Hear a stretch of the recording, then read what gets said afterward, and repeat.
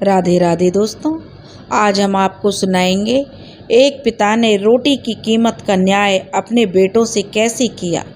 अगर आप हमारे चैनल पर नए हैं तो प्लीज़ हमारे चैनल को लाइक करें, सब्सक्राइब करें और शेयर करें।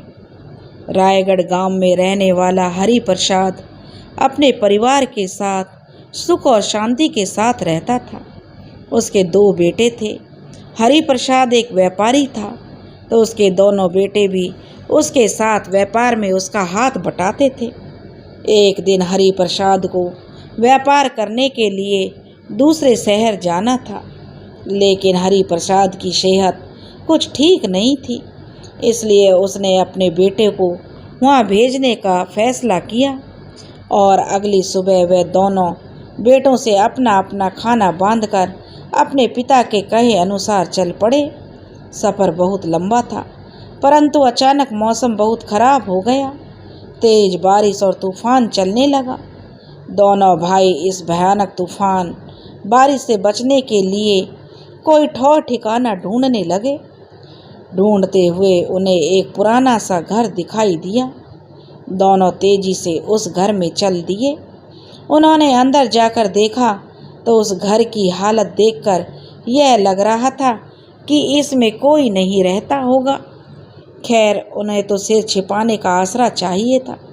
दोनों भाइयों ने रात इस टूटे फूटे घर में बिताने की सोची। अभी उन्हें बैठे हुए कुछ देर ही हुई थी कि तभी एक आदमी उस घर में दाखिल हुआ। उसने पूछने पर पता चला कि वह भी एक मुसाफिर है और इस बारिश तूफान से बचने के लिए यहाँ आया है। वे सभी बातें करने लगे। बातें करते करते अब उन्हें बहुत जोर की भूख सताने लगी। दोनों भाइयों ने अपना अपना खाना निकाला।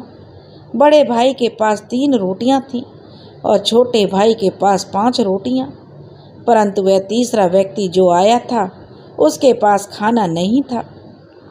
दोनों भाइयों ने उसे भी खाना देने की सोची। दोनों भाइयों की रोटियां मिलाकर कुल 8 रोटियां हो गईं, मगर 8 रोटियों को 3 लोगों में बराबर कैसा बांटा जाए, यह उनकी समझ में नहीं आ रहा था। तब बड़े भाई ने कहा कि हम एक काम करते हैं, हम हर रोटी के 3-3 टुकड़े कर देते हैं। हमारे पास 24 टुकड़े हो जाएंगे।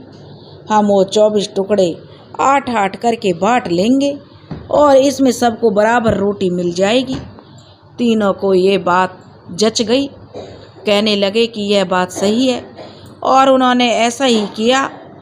8-8 टुकड़े आपस में बांटकर खा लिए।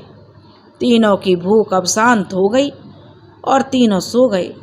सुबह फिर जब उठे तो अपनी मंजिल की ओर चलने लगे। तब उसने तीसरे व्यक्ति ने उनसे कहा, तुम दोनों ने मुझे कल रात रोटी खाने को दी थी, इसलिए रोटी के 8 टुकड़े खिलाने के लिए मैं तुम्हें 8 सोने के सिक्के दे रहा हूँ।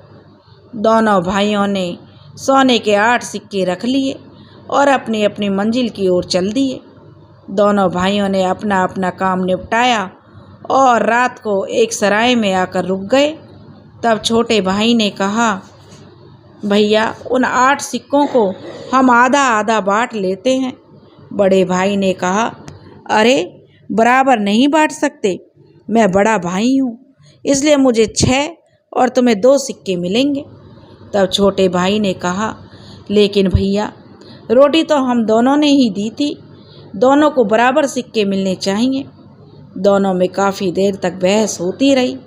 तब छोटे भाई ने कहा, मेरी 5 रोटियां थीं, इसलिए मुझे 5 सिक्के दे दो, और आपकी 3 रोटियां थीं, आप 3 सिक्के रख लो।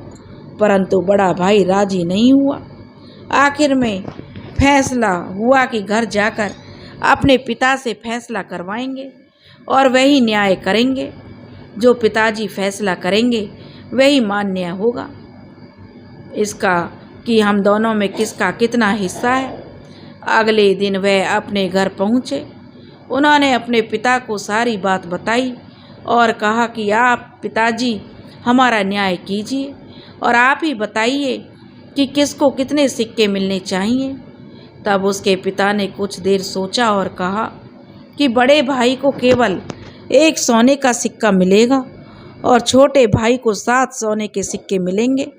यह सुनकर बड़ा भाई कहने लगा, पिताजी आप ये कैसा न्याय कर रहे हैं, मुझे सिर्फ एक ही सिक्का क्यों?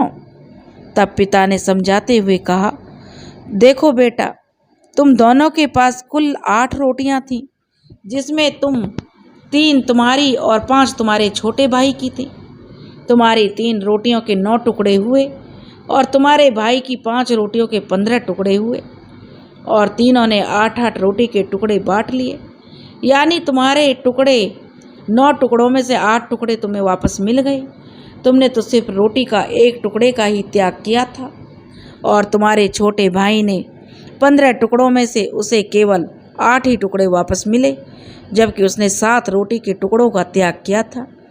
इसलिए जिसने रोटी के 7 टुकड़ों का त्याग किया उसे 7 सिक्के मिलेंगे, और जिसने केवल रोटी के 1 टुकड़े का त्याग किया उसे सिर्फ 1 सिक्का मिलेगा।